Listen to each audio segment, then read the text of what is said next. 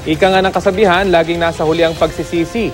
Sa Quezon City, 6 na bata ang nalapno sa mga mukha matapos maputukan ng biniling pailaw kahit hindi pa man nasisindihan. Balitang hati ni Julio Segovia, exclusive. Hindi na halos makilala ang mga batang ito matapos malapnos ang mga muka dahil sa iba't ibang klase ng paputok sa Barangay Pinyahan, Quezon City. 6 na batang magkakaibigan ng biktima. Kwento ng isa sa mga bata na si Danya, bumili siya ng pailaw na pili cracker sa kapitbahay. Pero bigla raw itong pumutok kahit hindi pa nasisindihan.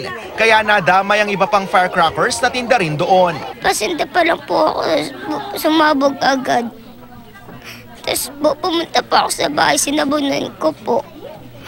Tapos binalatan ko po. Tapos sabi ko, wag niyo sasabihin. Tapos sinabi ko na po yung totoo sa kuya ko. Damay rin sa pagsabog ang ilan pang bata na tumatambay lang noon sa court. Di po namin alam na pumuputok. Bigla pong pumutok sa mukha. Bigla po kami nagsitakbuhan lang.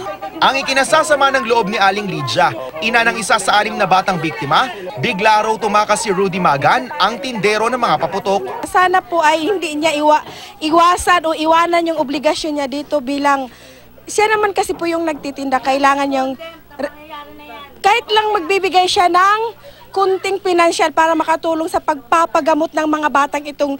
Agad dinala sa East Avenue Medical Center ang mga bata. Lahat nagtamo ng 2nd degree burn. Nagtamo rin daw ng lapno sa katawan si Magan. Sabi ng may bahay ni Magan na si Laura, hindi nila kayang mag-abot ng tulong pinansyal sa mga biktima. Ang asawa ko po ay masahol pa rin po ang nangyari dyan sa kanila. Hindi ho sinasadya yun. At 3 taon na po kami nagbebenta ng ganyan na hindi bawang, hindi pikulo. Kundi lusis lang po.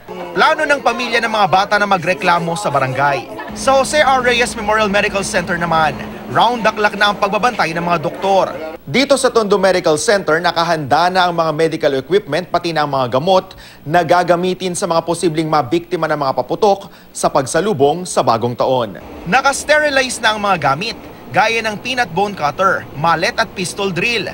Kung mapuputokan, hugasan ng sugat sa running water at isugod sa ospital ang biktima.